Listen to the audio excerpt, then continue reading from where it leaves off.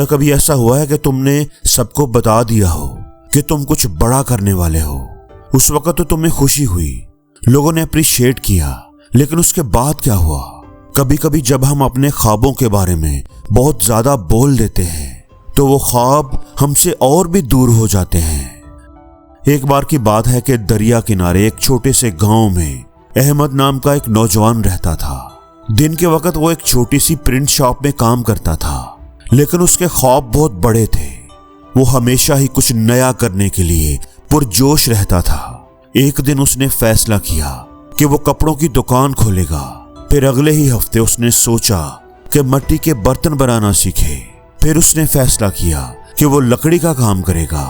लेकिन उसकी एक अजीब आदत थी, वो जो भी काम शुरू करना चाहता उसके बारे में अपने दोस्तों को, लोगों को बताना शुरू कर देता। मैं कपड़ों की एक बहुत बड़ी दुकान खोलूंगा। लोग तालियां बजाते, मुस्कुराते, उसे अप्रिशिएट करते। अहमद को बड़ा फख्र महसूस होता। उसे लगता कि वो बड़ा समझदार है, उसके पास बड़े अच्छे आइडियाज हैं। उस रात जब वो घर की तरफ चलता तो उसका सर फख्र से बुलंद होता। लेकिन अगली सुबह जब काम शुरू करने का वक्त होता तो वो तवानाई, वो एनर्जी जो रात को उसके अंदर थी, वो अब गायब हो चुकी होती। वो खुद को थका हुआ महसूस करता, उसका जोश खत्म हो चुका होता। दिन गुजरते रहे, वो कभी दुकान ना खोल सका। कपड़ों का वो ब्रांड जिसके बारे में वो बहुत बातें करता था, वो शुरू ही ना हो सका। एक बार अहमद ने दोबारा सोचा, मैं मिट्टी के बर्तन बनाना सीखूंगा। वो अपने दोस्तों के पास गया और सबको अपने नए मंसूबे के बारे में बताने लगा। मैं इतने खूबसूरत बर्तन बनाऊंगा कि सब लोग मुझसे ही खरीदेंगे। उसके दोस्तों ने उसकी तारीफ की, हौसला अफजाई की। अहमद को अच्छा लगा, लेकिन फिर कुछ ही दिनों के बाद बर्तन बनाने में उसकी दिलचस्पी खत्म हो गई। उसने मिट्टी को हाथ तक न लगाया और यह सिलसिला कई सालों से चल रहा था। अहमद अपने हर ख्वाब का ऐलान करता, लोग उसकी बातों पर खुश होते, उसके लिए तालियां बजाते। वो भी वक्ती तौर पर खुश हो जाता, लेकिन उसके हाथ खाली के खाली रहते। उसकी जिंदगी में कोई तब्दीली ना आती। दिल ही दिल में वो शर्मिंदा भी होता, लेकिन उसे समझ नहीं आती थी कि वो हर बार नाकाम क्यों हो जाता है। एक दिन अहमद अपनी शॉप बंद करने के बाद दरिया किनारे गुजर रहा था। शाम होने को थी, हर तरफ खामोशी थी। उसने एक बूढ़े आदमी को देखा जो दरिया किनारे अकेला बैठा मिट्टी खोद रहा था। अहमद उस बूढ़े आदमी को जानता था। वो बूढ़ा इंतहाई कमघू और अपने काम से काम रखने वाला था।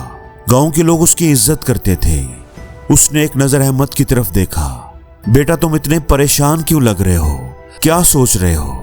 अहमद ने एक गहरी सांस ली और बोला, मेरे पास बहुत से ख्वाब हैं, बड़े बड़े यूनिक आइडियाज हैं, मगर मैं कोई भी मंसूबा मुकम्मल नहीं कर पाता।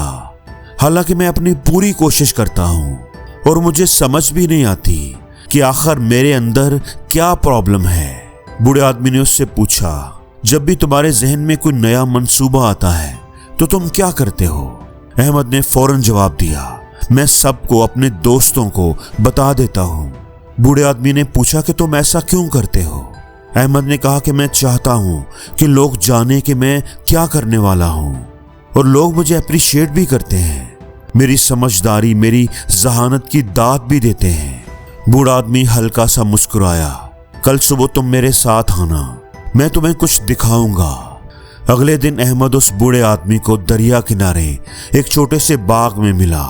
बूढ़े आदमी के पास 2 गमले थे और उसके हाथ में 2 ही बीज थे।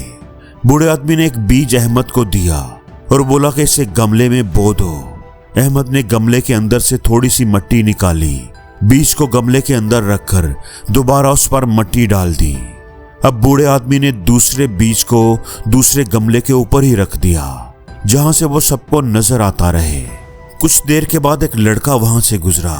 बूढ़े आदमी ने उसे आवाज देकर रोका और बोला, देखो मेरे पास एक बीज है, जल्दी ये बीज एक बहुत बड़ा खूबसूरत पौधा बन जाएगा, तुम इसका फल खाने जरूर आना।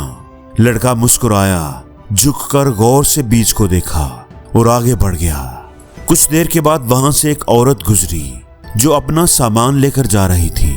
बूढ़े आदमी ने उस औरत को भी आवाज दी, देखो ये कितना खूबसूरत बीज है, एक दिन ये बहुत बड़ा फलदार दरख्त बनेगा।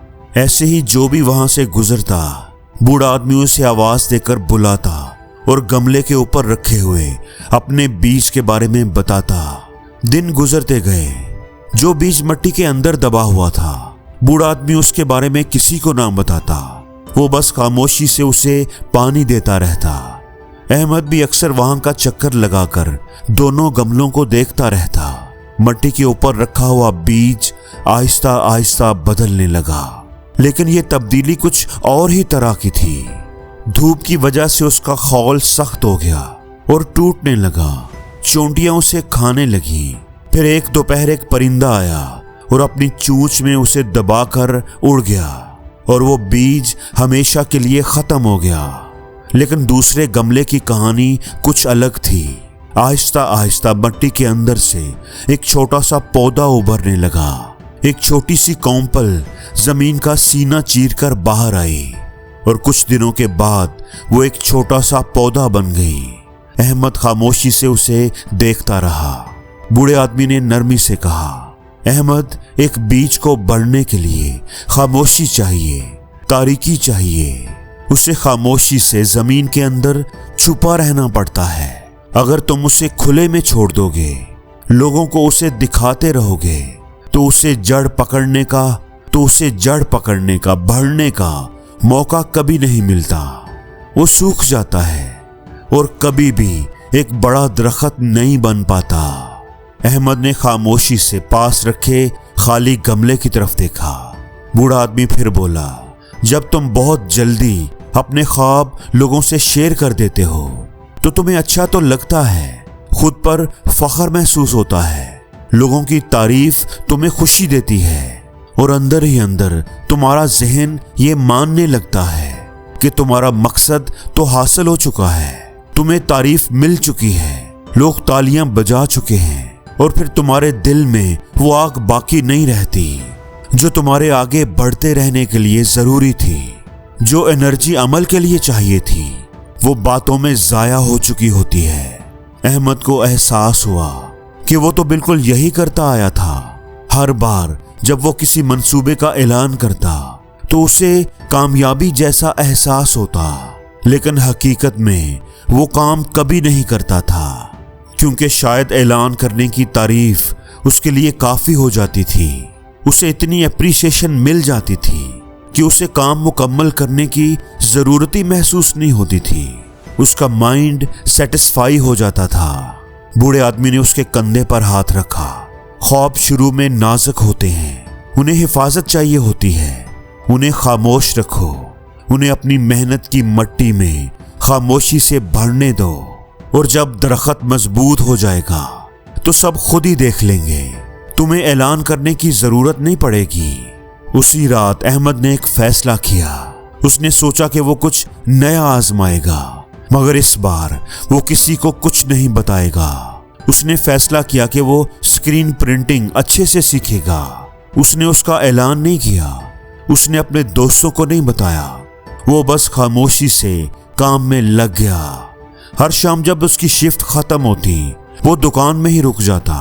वो फ्रेम सीधे करने की प्रैक्टिस करता। कभी वो स्याही को गलत मिक्स कर देता, कभी उसकी शर्ट खराब हो जाती, कभी प्रिंट टेढ़े निकलते, कभी कागज जाया हो जाता, लेकिन वो रुका नहीं। कुछ दिन वो पुरजोश होता, कई बार वो थक जाता, लेकिन वो काम में लगा रहा। दिन हफ्तों में बदल गए। उसने गलतियां की और फिर उन्हें दुरुस्त किया। वो सीखता गया। उसके हाथों में महारत आने लगी थी। उसके प्रिंट अब साफ होने लगे थे। एक रात जब उसने ब्लैक एंड व्हाइट पोस्टर्स का एक सेट बनाया तो वो इतना साफ था कि उसे खुद पर फख्र महसूस हुआ। लेकिन अब की बार फख्र का ये एहसास थोड़ा मुख्तलिफ था, जो उसने पहले कभी महसूस नहीं किया था। ये बातों से पैदा होने वाला आसान फख्र नहीं था। ये वो फख्र था जो कुछ कर दिखाने के बाद पैदा होता है। एक दोपहर प्रिंट शॉप के मालिक ने पिछले कमरे में अहमद के तैयार करदा पोस्टर्स का एक ढेर देखा जो खामोशी से खुश्क हो रहे थे। उसने एक उठाया और हैरत से उसकी तरफ देखा। क्या ये तुमने बनाए हैं? अहमद ने खामोशी से सर हिला दिया। तुमने ये सब कब बनाए? अहमद हल्का सा मुस्कुराया। मैं काफी अरसे से इस पर काम कर रहा था। तुमने इसके बारे में कभी कुछ बताया ही नहीं। अहमद फिर मुस्कुराया। मैं चाहता था कि मैं पहले खुद को बेहतर कर लूं। आहिस्ता आहिस्ता ये बात फैल गई। जल्दी एक कैफे वाले ने उसे ऑर्डर दिया। फिर एक उस्ताद ने स्कूल के इवेंट के लिए पोस्टर्स का ऑर्डर दिया। फिर उसके बाद मजीद लोग आने लगे। अहमद खामोशी से अपना काम करता रहा, खुद को बेहतर से बेहतर करता रहा। अब वो एक माहिर कारीगर के तौर पर जाना जाने लगा था। लोग अब उसकी महारत पर भरोसा करने लगे थे, उसकी और ज्यादा इज्जत करने लगे थे, क्योंकि अब उसका अमल उसके लफ्जों से ज्यादा बोलता था। अब उसकी पहचान एक ऐसे शख्स के तौर पर थी जो शुरू करता है और मुकम्मल भी करता है। दोस्तों, कितनी बार ऐसा हुआ है कि आपने अपने किसी मंसूबे का ऐलान किया हो, लेकिन उसे पूरा करने की ताकत और तवानाई आपने खो दी हो। कितने ऐसे ख्वाब थे जो आपने लोगों के साथ शेयर कर दिए और फिर उन्हें कभी मुकम्मल नहीं कर पाए। इसलिए दोस्तों, अपने ख्वाबों की हिफाजत करो। अपने काम को उसी वक्त बोलने दो जब वो मुकम्मल तैयार हो जाए। याद रखें, दुनिया को ये जानने की जरूरत नहीं होती कि आप क्या बना रहे हैं। उन्हें बस देखना है कि आपने क्या बना लिया है। इसलिए अगली बार जब आपके अंदर ये ख्वाहिश पैदा हो कि अपनी बड़ी सोच, अपना कोई शानदार मंसूबा सबको बता दें, तो एक लम्हा के लिए रुकें, खामोश रहें, बीज को अंधेरे में बढ़ने दें। जब दरख्त मजबूत हो जाएगा, तनावर हो जाएगा, तो सब खुद ही देख लेंगे। और जिंदगी में हर रोज कुछ नया सीखो, नया सोचो, नया करो, लर्न करो।